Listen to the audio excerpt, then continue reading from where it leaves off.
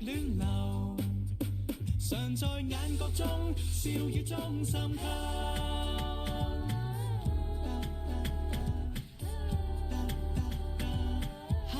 香港暖流。早晨嘅11點10分，香港電台第5台同埋港台電視31電視電台同步直播。香港暖流今日有好玩醫學，我係鄧添樂，我係鄭瑞芬。今日咧請嚟中醫師上到嚟我哋嘅節目當中啊。夏日炎炎，好熱好辛苦，唔係正好眠咩？理論上係㗎，但係太熱啦，瞓又瞓唔好啦，食又食唔好啦，最怕就係咧入一入商場出翻嚟之後咧攝親。係啊，會㗎。咁所以咧中醫方面咧就有一個叫三伏天嘅一啲嘅療程啦，咁我都聽過嘅。咁同埋有咩中伏啊，定係中伏咧嚇？咁啊，我哋都係唔好喺度扮中醫師啦，不如我哋請教中醫師咧。冇錯嚇，稍後咧我哋就會請中醫師同我哋去到詳細解釋一下噶啦。1872312啊，亦都準備咗4條好玩醫學嘅問答題，同我哋稍後講嘅內容係息息相關嘅。若果你有聽嘅話咧，相信就會識得答噶啦。而答中係可以得到超市現金禮券嘅。即刻進入好玩醫學。好玩醫學，開始我哋嘅好玩醫學，喺我哋身邊有好朋友註冊中醫師陳翠萍陳醫師喺度啊！早晨，陳醫師。早晨，係啊，因為咧頭先都傾過啦，我哋咧都好中意養生嘅，我哋啲老友記都係好注重我哋嘅身體嘅。咁啊，頭先啊樂仔都話啦，而家呢個夏天個天氣都不似預期，又熱又落雨又焗咁，又潮濕，總之就辛苦啦。多咗好多人咧，即係有感冒啊、唔舒服嘅病啦。總之就周身唔聚財，唔聚財啊！哇，好緊要，唔聚財係。冇錯。咁但係咧，我哋成日聽就係中醫有呢個三伏日啦，三伏天其實係啲咩嘅日子嚟嘅咧？嗱，咁其實首先解釋咗咩叫三伏天先啦。通常三伏天我哋就喺夏天發生嘅，就係一年最熱嗰40日。咁樣點計咧？其實大家都知道我哋有24節氣啦。係。咁其實24節氣芒種之後就夏至㗎啦。係。夏至之後咧，我哋就計啦。第3個庚日咧，咁就係第一個，我哋叫初伏。初伏係啦，然之後咧初伏就通常係10日，係跟住咧第2個其實就啱啱係第4個庚日咧，就係中伏。我想問咩叫庚日咧？庚日就係嗰啲天干地支一路計出嚟嘅，冇錯。所以每年咧其實好早就會有計定，我哋自己中醫師唔使計噶啦。冇錯。咁佢哋可能喺中醫院、內地嗰啲已經一早計定。咁然之後咧就到末伏啦，所以就係初伏、中伏、末伏，就唔係中伏，我係聽到。我哋中間個中。咁如果係咁，初伏日係幾時開始啊？初伏今年就係7月15號。又過咗咯喎。咁如果我頭先冇理解錯啦，即係夏至初伏就係7月15號，係啦。咁即係過咗10日啦。係。咁然之後7月15號之後嗰20日咧，就係中伏。應該10日，即係25號就係中伏啦。25號中伏，跟住之後就到8月14。係，之後最後嗰10日咧就係末伏啦。末伏冇錯。咁如果初伏咧，我哋過咗咯，咁我哋咪做唔到呢個療程咯？你係三伏天啊嘛。係啦，其實三伏天咧可以分開兩樣嘢嘅。三伏天本身我哋有一啲養生嘅策略啦。咁即使你話我咩都唔做得唔得㗎？咁有啲養生嘢做咗就更加好嘅。亦都有一種就係 Fanny 一路講緊嗰種我哋叫天灸，三伏天灸。咁就係咧，我哋中醫可能有啲大家都可能見到一啲中醫診所都使住天灸咩？我好中意聞嗰種味㗎。係啊，因為其實就係趁住最熱呢段時間咧，我哋叫冬病夏治，就將一啲藥咧，嗰啲藥粉啦，比較係我哋叫辛溫走喘嘅，即係一啲熱性啲嘅藥，就黐喺一啲特定嘅穴位，就叫做驅寒啊。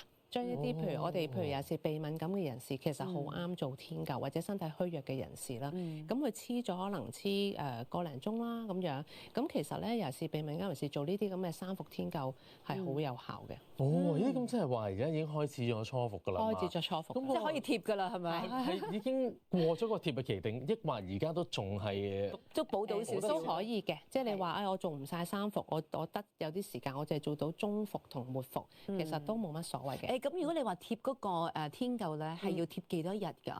定係要貼足嗰10日㗎？唔使，唔使就係指定嗰3日貼咗就得㗎。哦，咁好方便喎。係啦即係準時嗰3日就去到中醫嘅診所係貼個零鐘。係啦。哦，咁就相對上我諗好啱都市人咯。係啦，因為貼個零鐘你就搣得㗎啦。咁嗱，即係我哋都好多時都聽到啊，夏至就可以補身。即係其實咧喺我哋嘅概念咧，夏天熱辣辣，走去補身。因為我都聽過啲韓國人咧，佢話我夏天先食人參雞咧嚟補身嘅喎。我哋中醫係咪都會係咁咧？啱㗎，真係冬病夏治啊！因為其實最緊要咧就係夏天大家好明顯有一啲症狀，你會 feel 到就係我特別冇胃口啦，好似精神不振啦，體温又好似唔係去到發燒嘅，不過有啲好似比較偏熱嘅。總之一句就係唔聚財。係啦，同埋因為好多時咧，大家尤其是老人家啦、細路仔啦，或者身體虛弱，佢哋有一個我哋叫苦夏，即係佢有一種好似唔係好舒服。就係你話，我頭先講周身唔聚財，又未去到病，未去到病，咁所以通常去到呢啲症狀咧，我哋反而我哋話，不如食下鴨啊，食鴨係啊，我中意就唔係燒鴨。我都中意食鴨，但我就諗點解係鴨咧？我就即刻諗緊。鴨咧其實屬於涼性嘅，佢可以滋陰嘅。雞咧？雞就溫啲嘅係咪啊？唔係好啱啦，即係雞就唔係好啱。就算你唔烤或者煲湯都係比較溫嘅。鴨攞咗去煲湯，你可以想像我哋今晚就煲，加啲冬瓜，加啲薏米，咁又消暑又可以養陰。我唔怪得知咧，我哋好多時夏天咧食一個湯飯。鴨腿冬瓜粒湯飯，你中唔中意啊？中意，好香啊！同埋咧，我諗食完之後咧，消暑啊，應該會有陣清涼嘅感覺。你會覺得舒服啲㗎，冇錯，因為其實真係去到呢啲時間咧，好容易食慾不振。咁所以就要挑選一啲啱食嘅嘢啦。咁講到呢度咧，我哋基礎認識咗究竟成日聽嘅三伏天係邊三伏啦。除此之外，由幾時開始咧？相信大家都掌握咗㗎啦。呢個時候咧，考下吳先生先啦。吳先生你好啊！你好，早晨。你好，早晨。係咁啊，交俾樂仔問你呢條問題㗎啦喎。問題就係以下哪個是三伏的其中一伏日咧？A 就係中伏日 ，B 係兩伏日 ，C 就係九伏日。C 九伏日咁多係三伏當中其中一伏，係咪？係肯定㗎嘛。好，我哋開啦。好，咁啊要公佈答案啦。請問醫師是否正確咧？其實應該係中伏日。係。哎呀，唔好意思啦。係三伏係冇九伏咁多。係 A 中伏日先至係正確答案嗱。第一個係初伏、中伏同埋末伏。夏至開始，初伏就10日，中伏就20日。即係今年嘅7月25號就係中伏日啦。係啦，咁啊而末伏就係10日啦。咁啊頭先講到啦，話咧即係三伏日咧就係一個好炎熱嘅嗰40日啦，即係sorry 嗰個三伏就係40日啦，三伏天啦。咁會唔會即係逐漸去到末伏嘅時候，就係身體最唔舒服嘅時候，會唔會每一個伏日即係嗰個身體症狀都會漸唔同嘅咧？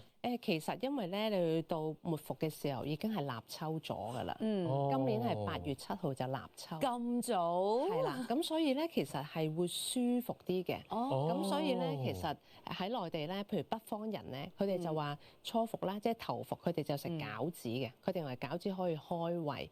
到二伏即係中伏啦，特別熱㗎嘛，大家出好多汗，佢哋就會食麵嘅。咁到三伏咧，即係末伏咧，佢哋會食咩？就食嗰啲餅啊、雞蛋去補充體力。不過咧，而家啲天氣咧真係亂晒嘅。8月7號咧應該仲係炎夏嚟㗎，係啊。咁所以咧，我覺得即係我哋都照翻我哋中國嗰啲嘅氣節啦，咁去補身啦。嗱，如果係咁，即係話你話嗰3日咧就可以做一啲天灸。如果係我哋冇做嘅，咁啊點樣可以養生咧？喺呢個咁炎熱嘅呢40日裏邊，問得好好，因為咧其實夏天嘅養生伎倆係要有少少嘅，否則咧有啲招式嘅，因為你好容易傷咗個脾胃啊。尤其是第一啦，大家凍飲不離口啦，係啊，仲要多冰，係啦。咁但係譬如我哋中醫當然我哋跟翻我哋傳統嘅教育，我哋都話千祈唔好飲，但係都明嘅，因為始終而家都好熱，大家好似頭先 Fanny 所講，少冰啦，盡量飲少啲啦。少冰都 OK 㗎嘛？都好過冇咯，又冇咁多冰啦。會唔會空肚飲同唔空肚飲係有分別嘅咧？誒即係我咁最好係食住少少嘢飲啦。但係我有時教啲病人咧，佢話：，我點解好似好想又唔到咧？就我發覺好中意咧，好多人咧係夾心食嘢、夾心飲。即係你食個 lunch 咧，係你咪食啖熱嘅嘢，然後又跟住飲一啜一啖，係再熱又啜一啖，跟住你就發覺你之後去翻工嘅時候，你會覺得好難啊。即係靜滯住咁樣消化好唔鋸又熱啊！又唔係啦，好但係辛咁樣苦飲一路食咧，係真係幾舒服好味嘅喎。咁所以有時候我就同佢哋講話，不如咁啊！我自己都真係做過實驗，係你食完先，再飲咗落去咧，你好似你會感覺係會舒服少少。係等唔到啊，太熱咧。但係盡量啦。咁我知道咧，係其實仲有其他食物啦，都係好適合啦，即係喺生服期間度服用嘅。咁啊，但係喺呢個時候咧，我要問埋劉女士問題考一考你哋啦先劉女士你好啊，早晨好啊，你好你好。早晨，早晨。早晨。 Fanny 你問我啊。早晨 OK，嗱，聽住個題目咯噃嚇，三伏容易咧係令到身體有啲乜嘢唔舒服嘅咧？A 係皮膚痕癢 B 就係食慾不振， ，C 係以上皆是。以上皆是。以上皆是，一齊睇睇正確答案啦。好正確答案就係啱。係食慾不振啫。我為夏天都會痕㗎喎。因為我哋頭先咧會一直冇提過，即係身體有痕癢嘅情況係嘅。我哋一路都係講，其實最弊就係好冇胃口啊！係啊，係我相信喺呢個生伏嘅期間咧，咁大家記得啦。係真係可能天口熱，影響咗個判斷。因為咧，我試過皮膚病啊，喺呢個咁炎熱嘅天氣咧，我啲皮膚病真係痕得好犀利嘅，所以係會影響嘅。但係都有機會係因為食得多濕熱嘢，咁呢個就係同飲食嗰同飲食個有關。有關嘅係會大一啲啦。嗯咁啊陣間咧仲會有兩條問題考下我哋嘅聽眾觀眾嘅。咁啊一陣翻到嚟我哋再傾啊。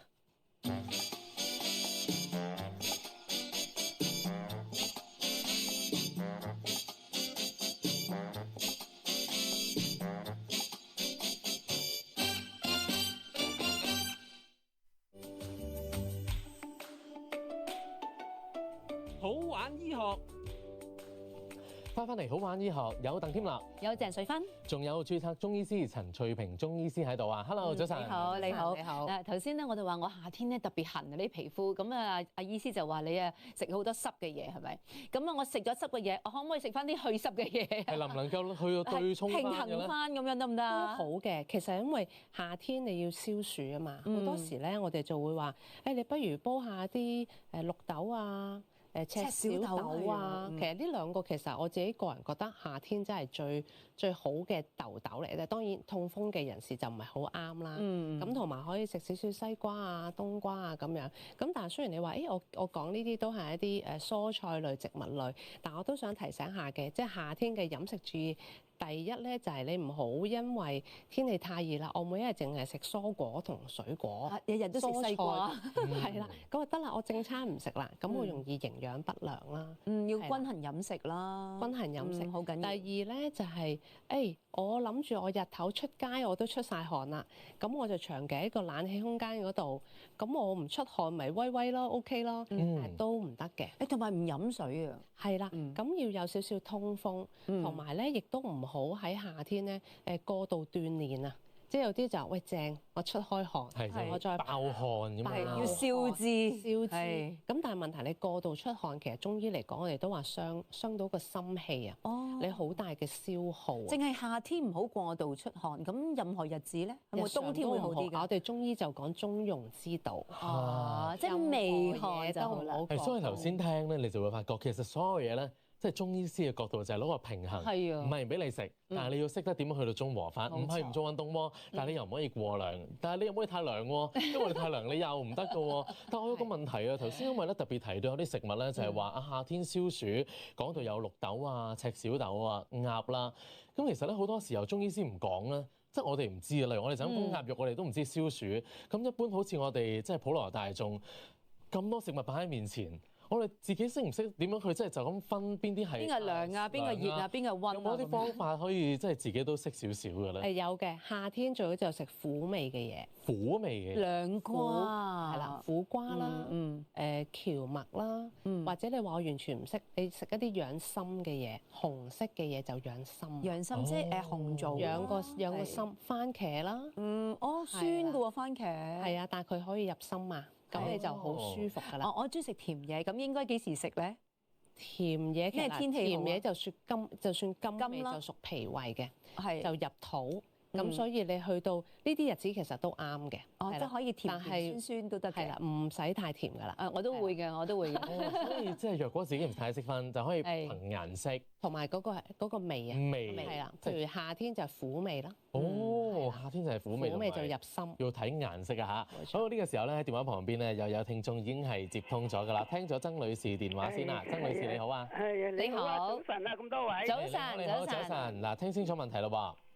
問題係咁嘅，曾女士，好，有什麼食物對消暑有幫助？A 就係綠豆 B 係赤小豆， ，C 就係以上皆是。唔該，好唔好以上皆是啊？哇，好有禮貌啊！好啊係絕對可以以上皆是嘅。你嘅最後答案係以上皆是，我哋一齊睇睇啊！今次啱啦，係咪啊？係正確啦，恭喜晒，就係以上皆是，恭喜晒曾女士咧，係可以得到我哋嘅超市現金禮券。恭喜晒，恭喜晒！咁相信都可以買到啲綠豆同赤小豆嘅。買好多咯，買好多咯。可以買到鴨肉添。嗱，咁頭先咧，我哋成日都話藥補不如食補啦，即係如果真係冇乜時間去做呢個嘅療程嘅話，即係食物係好緊要㗎，係咪？冇錯。咁同埋咧，頭先阿醫師都教過我哋一招㗎，就係咧夏天咧度度都開大冷氣嘅，特別香港嘅商場。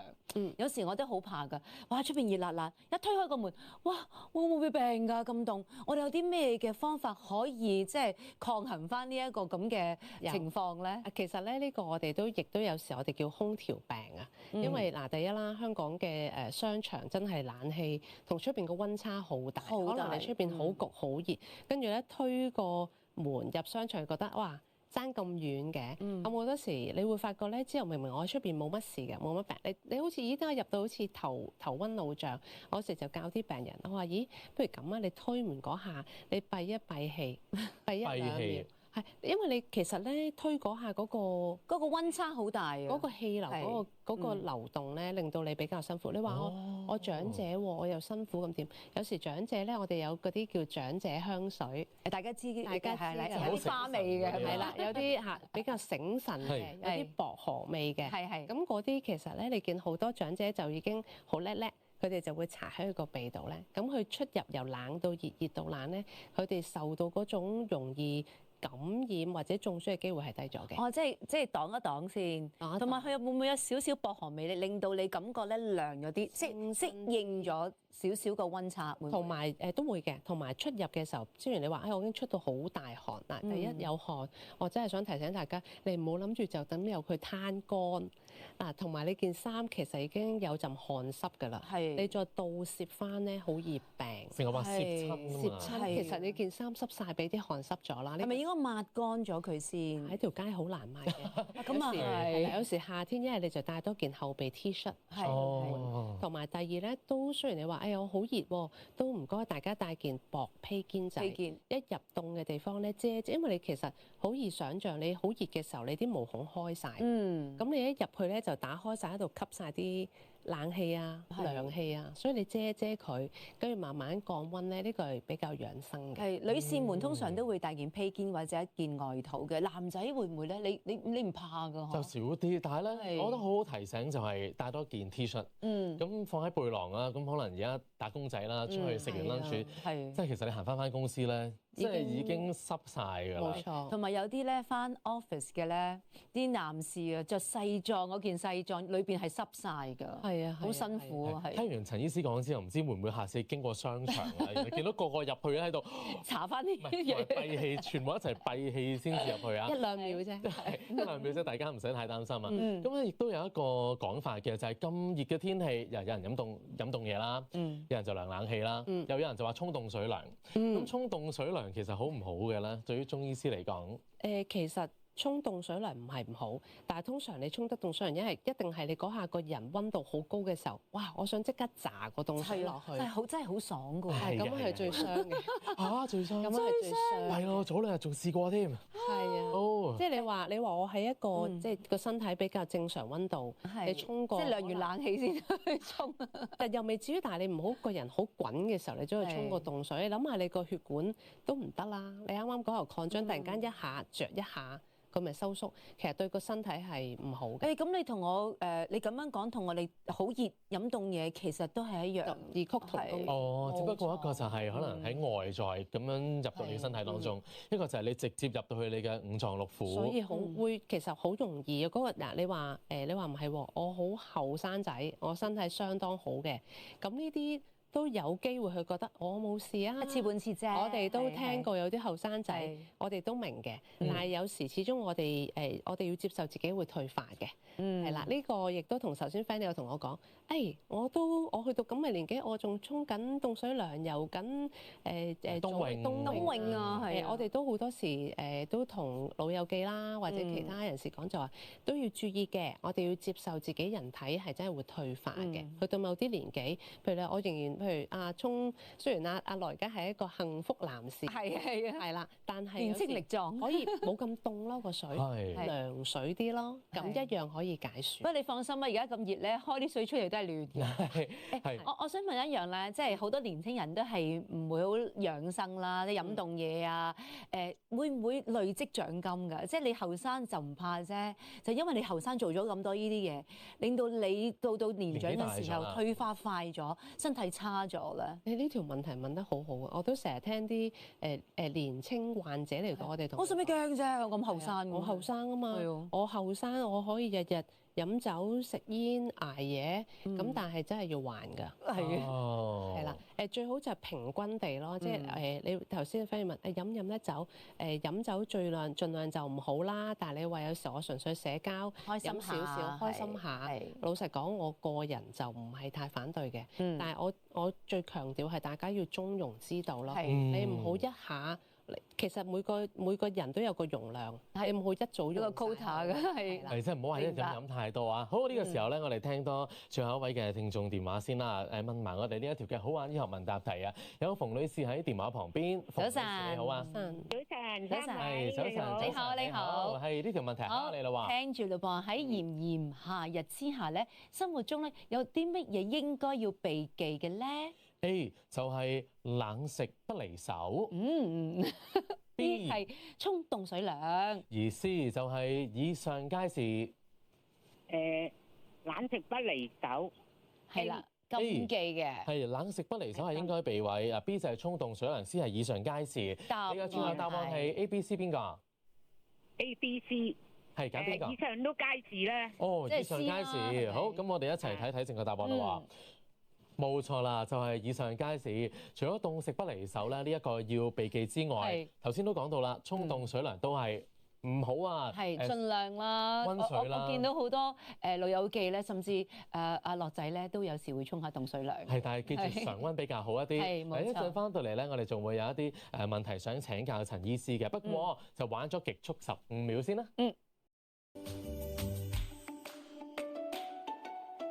好玩醫學。喺樂仔同 Fanny 身邊，繼續有註冊中醫師陳翠萍醫師喺度啊！早晨，早晨，陳醫師。嗱，聽完你咁講咧，即係好有興趣做呢一個三伏天喎。我想問下，有冇啲人士係唔適合做呢一個嘅天灸嘅咧？有嘅，嗱，其實三伏天灸頭先你見我哋就話黐一啲辛溫走竄比較熱性嘅藥啦。咁譬如佢本身有一個比較嚴重啲嘅濕疹啊、皮膚敏感啊嗰啲，其實就唔適合做嘅。我見係圓形一粒咁樣㗎嘛。係，因為嗰個貼紙咧，其實就係中間我哋可以擺藥粉，咁側邊你咪可以黐落個皮膚嗰度，黐喺手掌嗰度啊？唔係，黐喺特定嘅穴位。特定嘅穴位。多數咧，譬如有時頸後面，你呢度有個位咧，譬如啲風一吹過，就覺得咦攝一攝，嗰個叫大椎穴，嗰個就一定會黐實佢嘅。哦，個個都係會黐喺嗰個穴位。嗰個必黐嘅。我要黐幾多個啊？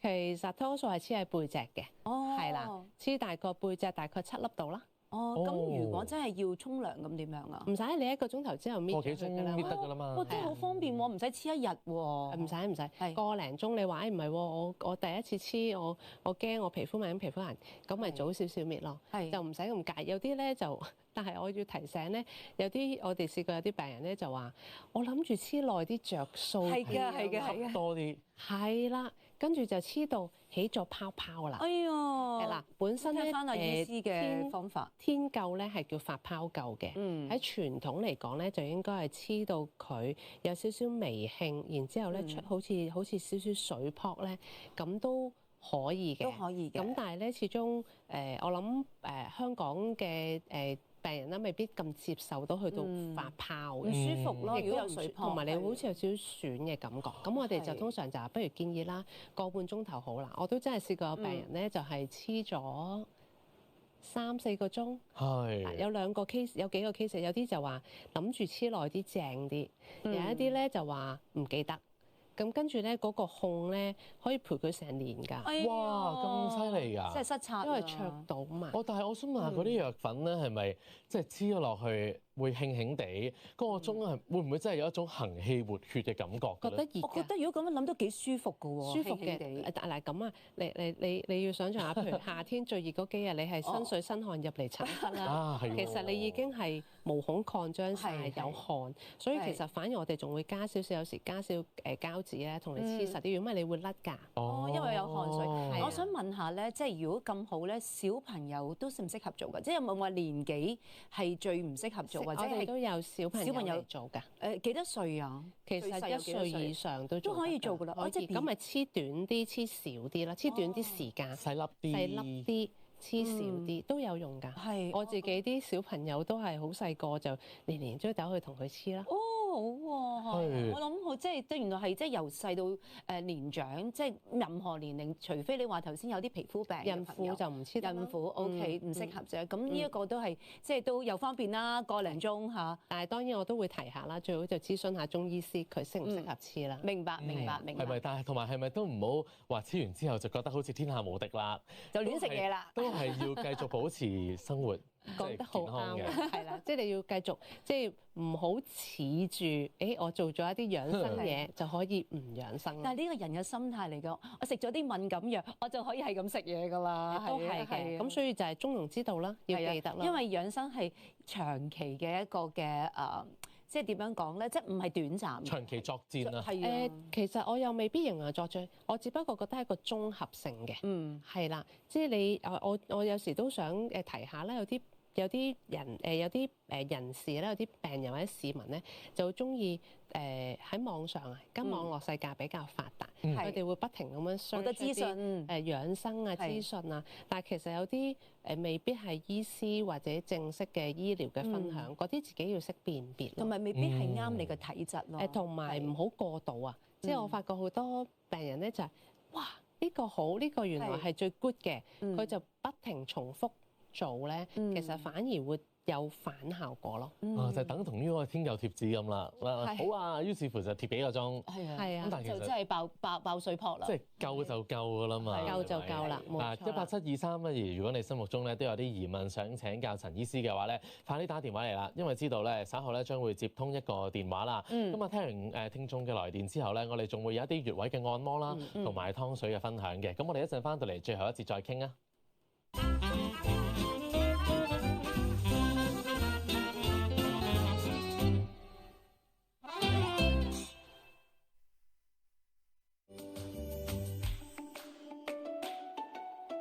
好玩醫學，最後一節嘅好玩醫學喺電話旁邊有何女士，何女士早晨，何女士你好啊早晨早晨，羅仔，早晨 Sandy，早晨醫師。係你好，Hello，早晨，有咩問題啊？請講啊。我想問咧，醫師咧濕疹煲咩好咧？煲咩飲好咧？係濕疹，濕疹特別夏天啦。冇錯，嗱，其實濕疹咧要睇下個位置嘅。通常咧，我哋有啲叫四彎風，即係你見嗰啲濕疹人士咧，普遍就係啲接位啊，手臂啲接位啦，膝頭哥後面接位。其實呢啲最好就煲土茯苓。土茯苓咧就會清咗一啲關節濕熱，所以你見到好多時咧出邊啲龜苓膏都一定有土茯苓㗎。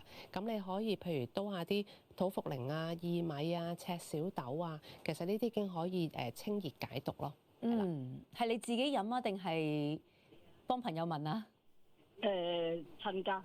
哦，親家，係會唔會即係小朋友或者係咩年齡都飲得㗎呢一個湯水？大部分人都飲得嘅，即係溫和嘅，唔會太過涼嘅。溫和嘅，唔會太過涼嘅。我可以試下。係可以試下，同埋飲多啲健脾嘅嘢，即係你唔好淨係諗住去濕疹咯。係其實你個濕疹可能係因為脾虛引起嘅。咁好多時我哋就唔好顧住去咗啲濕毒，而係要健脾。譬如我好多時單其實我都會講就係清補涼。清補涼其實喺我哋呢啲香港，我哋屬於嶺南地區係好適合煲嘅。係，何女士亦都想問多少少啊？咁呢個濕疹係咪對你親家嗰個生活啊等等個影響都好大啊？係啊。係啊，真係好辛苦嘅。尤其咁嘅天氣咧，其實夏天對濕疹人士咧係一個好煎熬嘅一個日子嚟嘅，冇錯好痕好辛但係苦。都要注意嘅，因為何女士嘅親家應該可能唔係後生仔女啦。咁有機會可能佢會有啲長期疾患嘅。咁呢個最好就注意下，甚至乎佢話：我真係擔心喎，最好揾個中醫師去確認一下。調理一下先。或者因為要睇下佢有冇長期疾患啊。即係有啲可能已經有三高啊等等，食緊一啲西藥嘅時候，同埋記得就算你話我煲一啲中藥嘅藥材湯，如果佢本身有食緊西藥，都隔開2個半至3個鐘。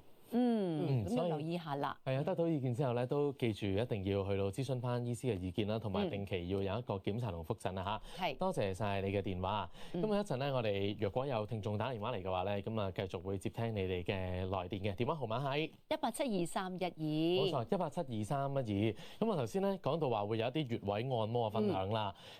頭先講過有啲好背脊好厚嗰啲啦，我諗我自己就篤唔到㗎啦。我哋真係可以按嗰啲位嘅係咪？嗰啲應該唔得啦，太遠你難啲按嘅，出去做被動養生咧，即係按摩啦。係就可以啦嚇。咁如果我自己可以做到嘅穴位有邊幾個？嗱，自己做到嘅穴位其實有啲最出名嘅穴位嘅，可能大家成日聽到叫足三里啦。係啊，聽過。聽過啦。湧泉穴係湧泉穴啦。咁但係你話，因為頭先我哋一路強調就係，其實你夏天你脾胃好差㗎。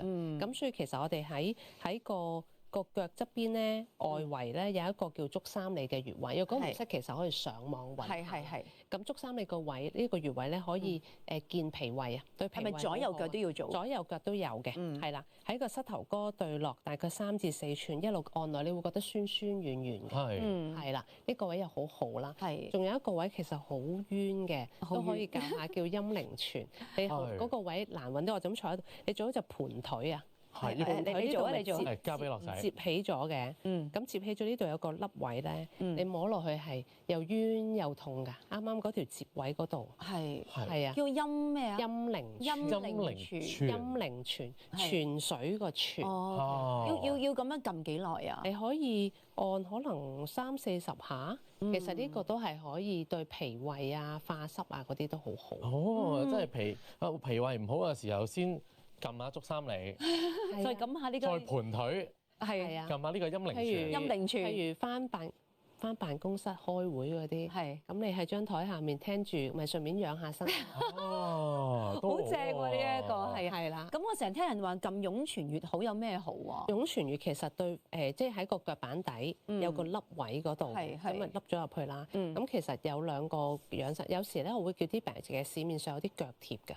係啊。佢哋有時瞓得唔好，或者覺得個人好攰，我會叫佢哋黐腳貼，就係黐喺個湧泉穴度啦。又或者臨瞓前可以按下佢，係啦。咁你可以助眠嘅。係啦，同埋對個身體成個調整都好有幫助。同埋聽住電台啦，去一路聽心機，咁亦都係啊，撳下呢個湧泉穴啊，足三里啊，同埋呢個陰陵泉。陰陵泉好容易，我好驚講錯汪明荃啊嘛，陰陵泉你要記住。好似啊，係陰陵泉啊嚇。好啦，呢個時候咧要繼續聽一聽我哋嘅聽眾電話先啦。喺電話旁邊咧有梁女士喺度，好想請教下陳醫師嘅。陳醫師你好啊。梁女士，梁女士你好，梁女士你好。早晨。早晨。係早晨，請講有咩問題啊？你同埋阿律仔。你好。早晨，醫生。我想問咧，如果我9月11號咧就做通波仔，如果做完咧就有咩食療好咩咧？要食啲係咪清淡啊諸如此類啊，或者要睇下中醫啊，咁需唔需要咧？嗱，其實咧都係老生常談啦，就係一定係飲食清淡啦。但係咧，我想提醒咧，有時啲大眾咧都會覺得，喂，我準備要做手術啦，我咪就要即刻進補咧？其實我個人建議就唔使咁急嘅，因為你個身體其實需要少少時間去復原啦。咁喺飲食上飲食清淡真係最緊要嘅，因為其實你做完手術，其實而家通波就係一啲好普遍嘅手術啦，亦都好快脆。你問我咧，其實唔係太大傷元氣嘅，係啦。咁反而我覺得咧，你唔好傷咗個脾胃就得㗎啦。咁譬如可能嗰段時間好多時候我會頭先我同你講就係可能煲啲，其實好多叫啲病人咧煲燉瘦肉汁㗎。瘦肉汁補翻啲營養出嚟嚇。係因為其實燉瘦肉汁咧，佢有啲蛋白質啊。咁你就算你有時可能做完個手術，其實最緊即係大家最出現嘅症狀就係好冇胃口，冇胃口咁就最好就飲少少湯水啊。但係我唔建議泡飯嘅，即係屠飯啊。點解咧？好多時我又冇胃口，咁我揾啲湯撈飯。咁你諗下，話對個胃唔好嘛，係咪啊？因為你唔會冇咁多咀嚼㗎嘛，你咪直接吞咗去。咁你個脾胃咪仲要做嘢咯，要負荷好多。佢做埋牙齒嗰個部分啦。明白。咁所以最緊要係飲食清淡，就係瘦肉燉嘅瘦肉汁，令到佢嗰個蛋白質可以吸收得容易啲。係啊，咁你個身體其實復原就好啲嘅。係啦。以前我媽媽咧，即係去患大病之後咧，我哋都係做呢個瘦肉汁燉俾佢飲。係啦，咁但係都有兩款嘅，有一款咧就係傳統，我諗你講嗰啲就吸住隻碗，吸一塊塊上去。咁嗰啲因為嗰個因為而家大家都知道肉類嘅價格比較貴，好貴。有時咧我就教啲老友記或者病人，我話我哋用個經濟版嘅，就係用嗰啲市面上有啲電子燉盅嘅，咁你就直情係將個肉切咗一粒粒咁樣啦，就擺埋落去連水，再隔水燉。咁嗰個其實都有一定嘅功效㗎啦。另外頭先你吸住個碗嗰個就精華啲嘅，係嘅，真係哇！佢真係好虛啦，咁我覺得比較適合。我想問下咧，喺即係湯水裏邊咧，我哋好多時都會擺啲薑嘅，咁其實做完手術都適唔適合可以擺啲薑片啊？都適合嘅，因為薑片有咩咧？佢可以化痰止嘔啊，同埋佢對個中脘即係脾胃其實有好處，但係都係落幾片得㗎，落幾片，唔好過分，適可而止，適可而止，係啦。希望可以幫到你啊！呢一啲嘅資訊，我哋咧時間得翻好短啫，咁我哋快問埋岑伯伯嘅問題先啦。岑伯伯你好啊，你好，係你好啊，樂樂，早晨，係你好，唔好意思啊，時間有限，請講啦。緊要同我問下醫師咧，我喺入邊內地就買咗嗰啲艾條翻嚟咧，係就喺屋企點啊，啲人話俾我聽咧，就話我可以安神，同埋嗰啲對於嗰啲昆蟲啊嗰啲嘢咧就可以驅蚊，係啦，請問你對啲我哋啲老人家吸咗，你有冇咩特別嘅害處？係啲艾條冇乜太大害處嘅，